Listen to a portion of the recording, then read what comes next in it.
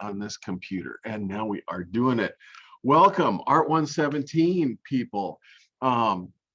I wanted to welcome you guys. We've taken care of a bunch of housekeeping announcements already, and it's 10 after the hour, so I really wanted to kind of dive into stuff. But before I do, of course, I want to show off a little bit, and so I'm going to change camera views really quick, and I'm going to pin the video to make sure that you guys can see me as big as possible. I was in the process of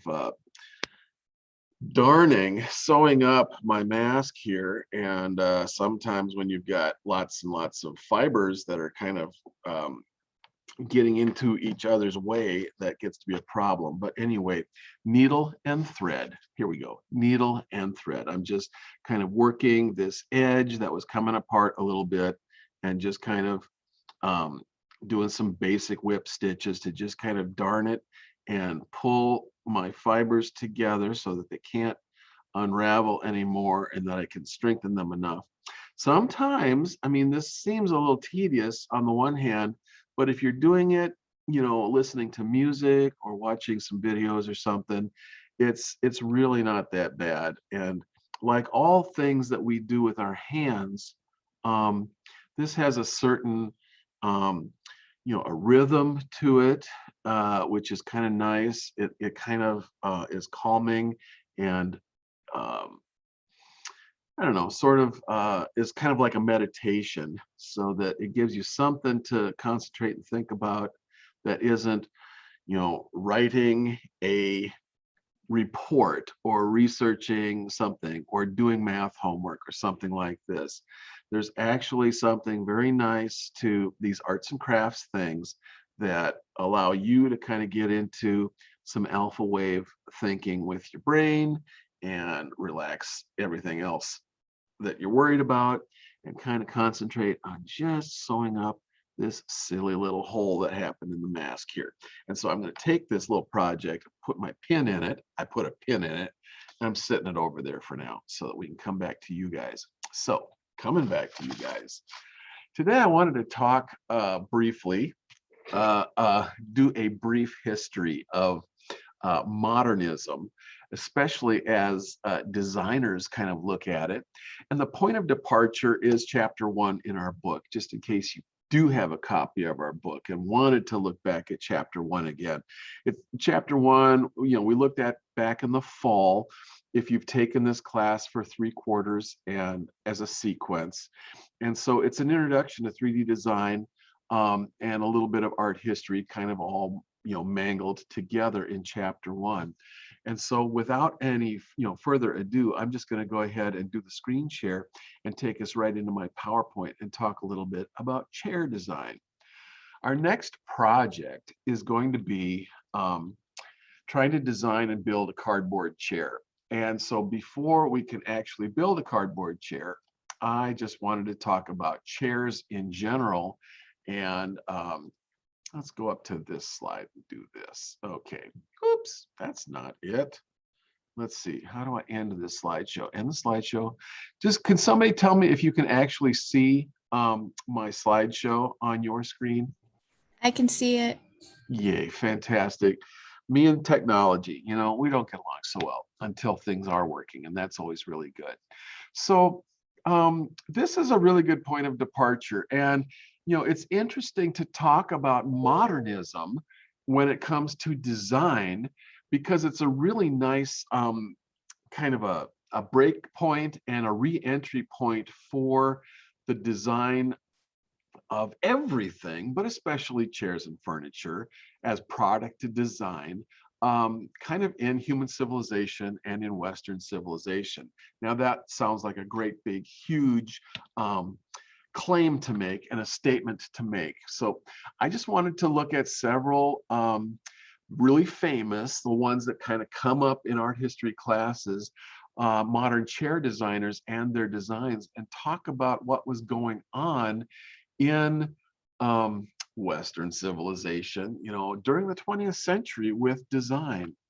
So first of all, coming into the 20th century, this is a really nice actual example of design. We sometimes look at the Shaker chair created by the Shakers, a small Christian sect of Quakers that kind of got started in the Northeast United States. And they are people who live really simply, kind of rural agrarian lives. They're not really big fans of technology and think that that's kind of part of sin and a larger world that's kind of filled with sin. And so they kind of live to themselves in small communities and work together and pray together and cooperate, to create a really simple life. And part of the output of that is Shaker design.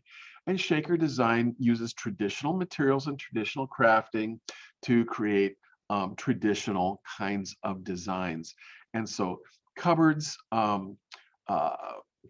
pantries, their houses, and especially the tables and chairs all kind of share this idea of simplicity, that less is more, that you can do some very wonderful things with some very limited kinds of lines and shapes and textures. They're working in wood for the most part, and these chairs have some kind of a woven seat. And a woven seat gives a little bit more softness and a little bit of spring to the seat when you sit on it. And so it can be just a little bit more comfortable than a wooden chair with a wooden seat. Plus, these Shaker chairs are really famous for being able to be put up on these Shaker pegs and pegboards that line the room in Shaker houses, so that you can clean up and move stuff around and then be able to sweep the floor and keep the floor really nice and clean when you're not using the chairs or the extra chairs. It's kind of a really interesting efficiency and no nonsense approach to living and designing objects in your life that are part of that lifestyle, so that the objects don't compete or distract from a lifestyle, but they're part of an integrated philosophy of life. So for the first, I don't know, we could say 5 or 7 thousand years of human history, I mean, not for the first, for the last 5 or 7 thousand years, as we kind of developed agrarian civilizations and higher order civilizations, cities, and everything that goes with it. We've been building wooden chairs, and so the basic wooden chair is a seat that is at a comfortable seat height for people to sit on, and sometimes a back so that you can lean back into the back and somewhat relax your back muscles. Now, every civilization across the planet has not invented the chair or incorporated it into their design, but definitely in the West, we're all about chairs and tables. We don't really like to sit on the floor. It's not part of our cultural heritage. We like to design and make things out of wood because coming from Northern Europe and other places where forests have traditionally grown, we've had the materials to work with to be able to use wood and craft with wood to make furniture. And so we're used to seeing furniture made out of wood. And this all comes to an abrupt end at the beginning of the 20th century with modernism. But I did want us to look at just one example of traditional woodworking and furniture, and that would be the Shaker chair. And so this is not the Shaker chair. In chapter 1 of our textbook, we talk a little bit about the beginning of modernism and how the modern designers were really trying to keep right up with everything that was going on with industrialization in Western cultures. And with the rise of industrialization, with the rise of factories and using tools and more sophisticated machine tools to be able to do things, new materials and new processes for doing things became available. And so designers were able to start thinking about how to do things that were not done in the traditional ways. And oftentimes that meant kind of throwing out the baby with the bathwater. And oftentimes we've lost, some traditional ways of doing things like painting, furniture making, and furniture design. And a lot of things that were traditional craft activities kind of got pushed out with the new advent of modern thinking and modern design and the application of modern materials. And as designers, we stand on the shoulders of these giants, and it gives us something to think about in terms of how we can think outside the box with what kind of materials can we use to make things? How can maybe we do things with materials that are different and whatnot? And that's ultimately going to lead us to the cardboard chair. But let's look at Gerrit Rietveldt's chair. He was a designer in the Netherlands, in Northern Europe, and working in the early 20th century. And there were several design movements or houses working in Northern Europe between the De Stijl movement in the Netherlands. And De Stijl is Dutch for the style, basically. De Stijl is spelled D-E, and then another word, S-T-J-Y-L, de style in Dutch, but it means the style. And so it's a different style of working. It's the modern style of working. And the Bauhaus in Germany was another artistic and design movement that was going on at just about the same time. And they were sharing a lot of these new ideas. And some of the new ideas were to throw out all of the old traditional forms and shapes that were being used for chairs and houses and everything else, and play with the new industrial shapes that were available for people to use for the first time. So taking away some of the roundness, some of the smoothness, some of the ornamentation of traditional chair design, and replacing it with just looking at what were the elements of the chair. So we've got the seat of the chair, we've got the chair back. If it's an armchair, we have arms for the chair to support the person's arms when they're sitting in an armchair. But what would that look like if we broke it down into the basic elements and then made those elements any way we wanted to, any shape we wanted to, from any kind of material that we want to, and then finally when we are finishing it, what colors to put on the chair? If we could use any colors we want to and not just put stain on wood and polish on top of the stain, as was done traditionally, how might you work with wood if you're working with wood in new and modern ways?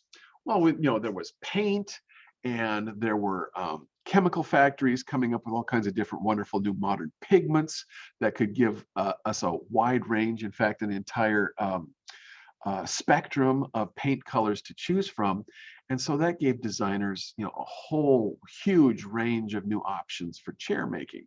So Gerrit Rietveldt's chair basically takes on a lot of that stuff. The back support panel and the seat support panel are made out of plywood panels. Plywood was a brand new material invented and designed in the early 20th century, using thin veneers of wood glued together to create large sheets of plywood. And designers thought this was amazing because for the first time in history you could work with wood, but it would be totally stabilized dimensionally so that it wouldn't warp one way or the other over time. And given wood's propensity for warpage, or wood's propensity for taking on moisture and water and then bending and warping and doing all kinds of wild stuff, when you have 5-ply plywood, you have a system that can have the fibers of the plywood crossing each other at 90-degree angles in the different layers laminated together, and suddenly you have a dimensionally stable plane. And so we see a plane of plywood used for the back panel of the chair and another one used for the seat of the chair. And we've got hardwood used in the the rest of the framework of the chair. And the framework of the chair is kind of broken down into just lines, just linear elements that are straight and flat. And the only things that are not just 2x2 kind of linear elements would be the arms of the chair. And the arms of the chair are like 2x4, maybe 2x5, so that you have a 4 or 5 inch wide place to set your arms somewhat comfortably in this modernist chair. Now I have to ask you guys, you can go ahead and unmute your mics and kind of blurt out and respond to this question. Does this chair look comfortable to sit in? Does this chair make you think of comfort when you're thinking of your own armchairs or recliners or comfortable chairs at home? I think about only, what's the word? Decoration. Yeah. Like, So, I don't see this as something that I would want to sit in and like just chill and be on my phone in. okay. So this feels decorative, or a little bit kind of intellectually fussy, maybe. And I agree. It's interesting, especially from an intellectual standpoint. It would be fascinating to sit in this chair and to see how it actually felt. I probably would even like to see the arms of this chair more parallel to the seat of the chair, so that they were at the same raked angle as the blue piece of plywood that makes up the seat of this chair. But the idea of all of the linear elements being painted black, and all of the ends of all of the linear elements being painted yellow, so that they stand out in bright contrast. And then the idea of the red and the blue kind of as bringing in, we have the three primary colors. We've got yellow, red, and blue as our primary colors, and then black as a perfectly neutral color. So it's interesting how they're bringing in the primaries and trying again to get away from traditional chair making and try to get to something that deals with modern processes and modern materials, and putting them together in a totally modern way. Now, I have beat this thing into the ground, so I think I want to move on a little bit. Did anybody else want to comment on this chair before we move on? Because I'll certainly give you that chance. Definitely doesn't look comfortable. Doesn't look comfortable. Okay, but it could. I mean, it's the back is raked at an angle, the seat is at an angle, and this actually does participate in some basic chair design concepts, which we will talk about. I don't think I have to talk about them right now, but the seat height of a chair is a standard that has that we've arrived at over many generations of chair building. And so having the seat at a certain height and the back at a certain angle and things like that, you can't really differ or vary too much from some of the very standard things, because you're designing this ergonomically for the person. Ergonomic design is design that fits the body proportions and the body angles and reach and comfort zone of the user. And so we're going to talk about ergonomics on another day. But anyway, I wanted to show you again, based on our chapter 1 reading in our textbook, that the Rietveld chair goes right along with the Rietveld house that he designed. That was also going along with this painting movement. Oh God, how could I forget the painter whose painting is on the left side of the screen, and I'm spacing on his name now. Poop. If anybody knows, help me out, jump in, that's fine. But you can see the use of primary colors in the painting: red, yellow, and blue, plus the two neutral and absolutely contrasting colors, white and black. Pete Mondrian is the painter. And so, he was exploring this kind of very minimalized painting in the teens and 20s. 19 teens and early 1920s, and kind of arrived at this as his mature work on the left-hand side. And Rietveld was aware of what was going on there and what was going on in the Bauhaus movement, and combining that with the De Stijl movement in the Netherlands, came up with this very modern house that was built in the early 1920s that really looks like a Piet Mondrian painting. We have a whole bunch of rectangular elements that tend to just float and replicate themselves and get rotated so that they're horizontal and vertical in the composition. We have black linear elements that are kind of like the black structural linear elements in the Piet Mondrian painting, but they become things like railings and posts in the house. Some of the black elements that divide up the glass work in the doors and windows of the house. And finally, we even have some color introduced into the house. We've got some minimal use of color. There's yellow in a major vertical element on the left side of the house. We've got some red banding that's being used on some of the window treatments and patio doors and stuff like that. And I'm just looking around for blue, and I may or may not be seeing blue in the composition, but possibly there are some areas, including some of the gray blue areas of the house, that could stand in for blue as part of using this simple palette of primary colors in the design of this house. So that's De Stijl, and that's Piet Mondrian, and we can see kind of the cross-pollination of ideas in the early part of the 20th century, where modernism is just picking up full steam at that point. And I use full steam, very much on purpose, because the steam engine and the internal combustion engine and the use of electricity for the first time, all of these things, are part of the industrialization of the West, and the rise of our use of fossil fuels, basically, to do everything for us. So modernism kind of comes with global warming kind of baked into it, in terms of the use of expanded use of energy, basically, to do our work for us as a labor-saving device.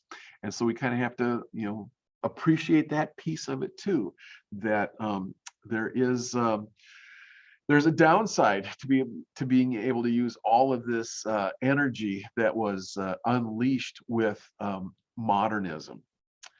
Okay, so the Rietveld chair, Rietveld also did a lot of other designing, and so that zigzag chair in the upper right-hand square, as well as the crate chair in the lower right-hand square, kind of give you all kinds of different approaches to chair making, just in the mind of Gerrit Rietveld.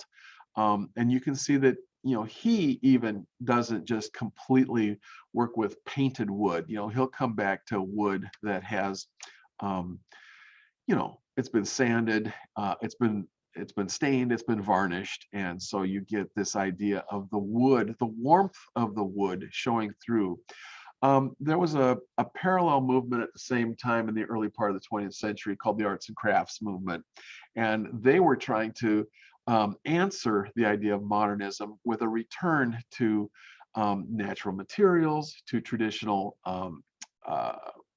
methods and forms, and also this idea of truth to materials from the arts and crafts movement. So that if something was made out of wood, then let's celebrate the material as wood and make sure that we can see the wood grain, the warmth of the wood color, and all of that. We've got this honey kind of coloration to the pine or to the hardwood that we're looking at here. And so that's a really warm, inviting kind of a coloration and finish to the wood, even if it's got the zigzag pattern in it. Now, the zigzag pattern may not have been the most successful chair in the world. It probably failed and broke an awful lot, but the concept, the the intellectual concept behind it of taking a zigzag shape and putting it to work for us in terms of cantilevered forms that are unsupported and just kind of hanging out there in space, is really an interesting, wonderful use of materials and ideas.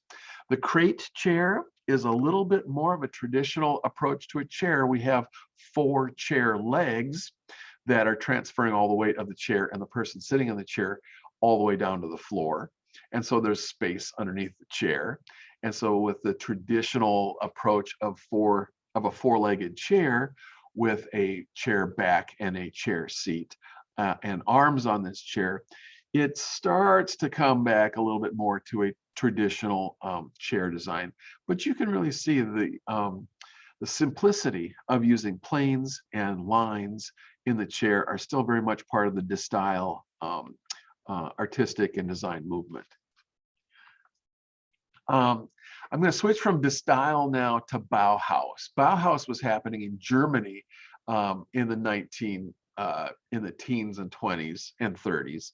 And in fact, it's kind of interesting because we did fight 2 world wars, in the early part of this century. There was the Great War, the First World War, that was fought, mostly between Germany and France in trench warfare for 4 or 5 years. And yet, modern life continued, manufacturing continued, and all of these brand new materials to work with were available for designers to work with. So tubular steel became something that was available, and bicycle manufacturers started to play with tubular steel in terms of designing and making bicycles that were a brand new kind of design feature, late 19th and early 20th century. And tubular steel made its way into furniture design and chair design. Marcel Breuer was one such designer, and this is his Vasily chair that he came up with. I got to sit in these things when I was in college because at the college I went to, several of the teachers had purchased and collected these things and had them in their office and stuff. And so we've got a chair completely made out of tubular steel that has been chrome plated and kind of bolted together in certain ways. And then stretched across the tubular steel are like these bands of leather, so that we've just got these leather bands stretched across it to become the support for the back and also the support for the seat. It's kind of got a sling seat that you would sit on too. And you can see Marcel Breuer actually sitting in his own chair, and you can see the bulge of his butt kind of pushing down into the sling seat that he's sitting in. Once again, you can debate whether these chairs were actually comfortable or not. I never found them to be particularly comfortable. They were kind of fun to sit in for about 10 minutes, and then I was ready to get up and move on.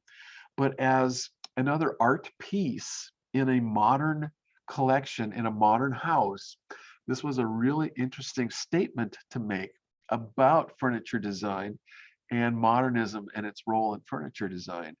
I don't have one of these chairs in my own personal collection today, but I wouldn't not get one. These can be found on Amazon and in other places, and they're asking $1,000 for this chair. And those are contemporary versions of this chair, not originals. If you found an original chair made by Marcel Breuer, it would be a $20,000 or $30,000 chair.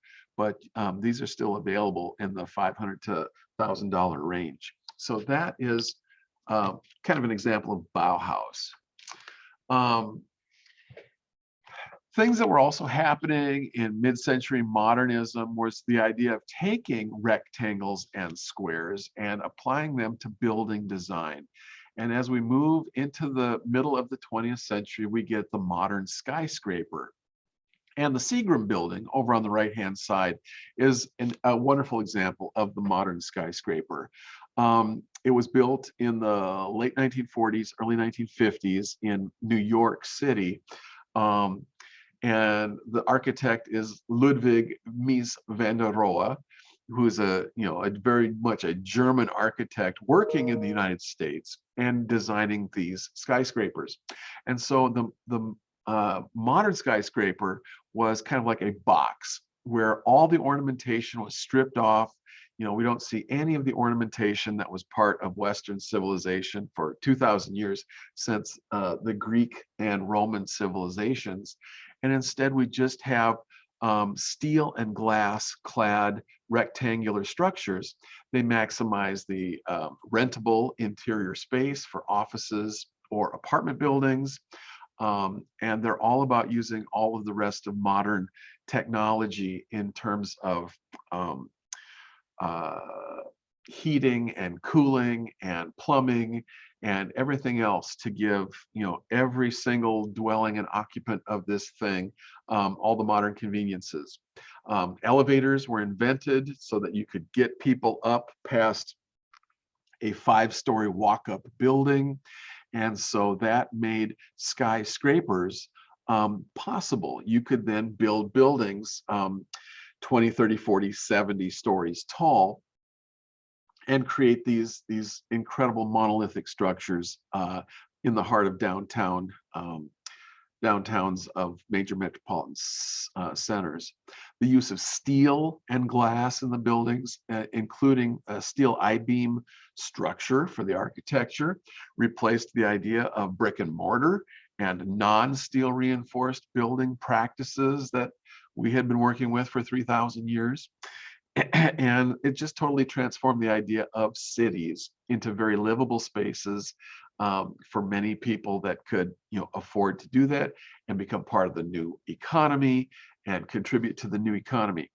The Farnsworth House on the left-hand side of the screen is another Ludwig Mies van der Rohe design, taking the idea of the rectangle, basically, and the flat roof that we also saw in the Rietveld house. And again, applying it to domestic architecture, to an individual house, out in the country, but with very modern lines, very sweeping, flat, rectangular, geometric, modern lines, using plate glass to completely, replace walls with walls of glass so that you were totally connected to the exterior of the house. You were connected to nature. You could completely see the view because there's hardly any hard walls in this whole structure. So the living space is all kind of in glass and sandwiched between these two rectangular slabs, the floor and the roof. And you've got these linear posts, steel posts, supporting the roof and really even supporting the floor too, because as you can see, this whole floor also floats 3 or 4 feet off the ground. And so this is kind of like this floating modernist kind of a building. So in the middle of the 20th century, mid-century modernism was about the harsh geometry of rectangles, lines, squares, that kind of thing. And I don't know if you guys feel a harshness to this geometry or if this feels so futuristic that, it's still amazing to you. It really still has a little bit of power for me when I look at mid-century modern architecture and design. When we think of Mies van der Rohe in terms of furniture design, we want to look at his Barcelona chair. Barcelona chair, right here, again, we have chromed steel being the structural elements for this chair. Now he's using a forged solid chrome piece of steel that has a sweeping curve to it. So again, even though we're dealing with fairly rectangular forms here in terms of the back of the chair and the seat of the chair, he wants to soften some of those harsh geometric forms by using the sweeping curve of the chrome-plated steel frame for this chair. But using chrome-plated steel is definitely tipping a hat to all of the industrial processes being used in the middle of the 20th century. The Barcelona chair came about right in the post-Second World War period, right around 1950. and is a really wonderful complement to the rest of mid-century modernism going forward. It's interesting to see the tufted aspect of the chair. So you have an upholstered chair that has soft stuffing in it to try to give some softening of the harshness of the geometry. And yet the geometry is repeated even in the square pattern of the tufting of the chair too. So we've just got a really strong sense of, you know, geometric form in the, especially in the cushions of this chair. And if you guys have a Barcelona chair at home, or have you guys seen this kind of a chair form someplace? Perhaps even on campus, I don't know. I know, I ask you guys these questions and you're not ready to answer them, and it's okay. I'm gonna keep moving on. I think it's an interesting chair. It is interesting. It, you know, the very massive upper part of the chair, it's visually massive. The back and the seat kind of float because of the minimal and sweeping nature of the chromed steel legs on the chair, the X shape of them too. You know, there's something to recommend these things, and at the same time, you know, they weren't easy to live with, but this is one of the softer chairs to sit in, so that's kind of helpful. The next chair is kind of like the epitome of, you know, mid-century modernism design, and maybe some of you have an Eames chair in your house or have seen one someplace. This is the Charles and Ray Eames lounge chair and ottoman, and this thing was designed in the late 1950s, early 1960s, and it is still marketed today. And lots of, you know, wealthy people, educated people, people living in cities, especially on the coasts, New York or Los Angeles, San Francisco, love this chair, and they have purchased originals or copies of this chair, and it's in their, you know, in their upscale homes.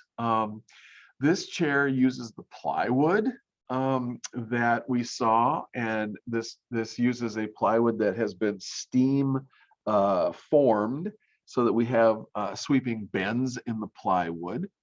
And I think this is a very high quality birch plywood. So there's absolutely no voids in this plywood, and it's a hardwood plywood that has also been custom steam bent so that it wraps around up from the bottom and around from the back on the headrest, the backrest, and the seat of the chair, and then also on the ottoman too. And you can kind of see the replication of form from the seat of the chair into the ottoman so that they flow together that way. The idea of the five-legged bottom on the legs on this chair, kind of coming down from a central pivot on the chair, that's very much a 1960s adaptation. It kind of feels like an office chair, and at the same time, the office chair has been merged back into the lounge chair for home.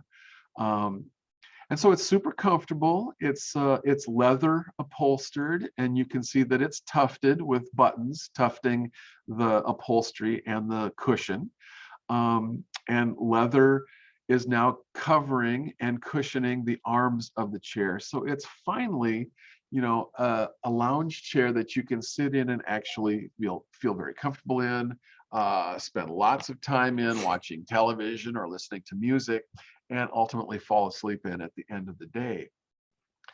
It's not necessarily a recliner. It is a lounge chair and an ottoman, and it's a combination, and they go together. We're not really dealing with recliners in this thing because why not? Recliners have never been really thought of as high-end design. Somehow the poor recliner got no respect from museums and curators and designers. It was always thought of something that was for the middle class and the working class. And so, you know, having a recliner chair I think it's a wonderful invention, but it's never gotten the respect in the design world that some of these chair designs have received. I see that I'm coming up on 10 o'clock here, so I'm going to try to wrap things up here. Charles and Ray Eames played with the idea of molded, steam-formed plywood in a chair like this, the potato chip chair. And we're going to see several versions of this potato chip chair. But the back, the seat, and the legs are all made out of hardwood plywood, and they've all been steam formed and then screwed together. And this is reminiscent of a lot of the chairs that I found in public school classrooms in the 1960s and 70s, and they were so durable that you guys might have even sat in something that kind of has this look to it, even in the 2000s. But this goes all the way back to this approach to using modern materials and modern processes to try to play with softening the harsh geometry of mid-century modernism and trying to get it to conform to the organic shapes of the human back and the human butt, and getting it to all work together in terms of materials so that the chair pulls together visually, unified, using the same materials for legs, seat, and back, so that it's once again a more integrated, unified kind of an approach to design. And I think this might be my last slide. The potato chip chair, came into its full flower in the 1970s with plastics, with injection molded plastics and fiberglass. And so we got the potato chip chair on steel legs. Usually it was chrome steel tubular legs, and then you get the plastic chair, which was a one-piece design. If you guys even watch, the original series of Star Trek, on the bridge, they have these kinds of chairs on the Enterprise. And so this had this most modernist kind of feel to it in terms of just completely molding the chair so that the back flowed into the seat and rounded over on the edges, and just was completely about ergonomics and kind of organic form, and then using very modern materials so that we've got the steel legs on the bottom of the chair, making the chair sort of float visually, because the minimal steel legs or the minimal wooden legs, if those in the middle have wooden legs, they're very thin linear elements, and so they have less visual weight to them. And so the main visual weight in this chair is in the upper portion, the seat and back and arms. And that lets the chairs kind of float visually in the room or behind the table, which is an interesting concept, to take something that is a weight-bearing system and to try to minimize the idea that it's weight-bearing and make it try to be weightless instead, so that it just kind of floats visually. That is an interesting design adaptation. And that took us to about the height of using new materials and new processes in chair design. And these chairs are in the Museum of Modern Art in New York City, as well as examples of the Eames chair and all the other chairs that we've looked at today. And so they've been recognized by the art world and the design world as the high points, the epitome of chair design in the 20th century.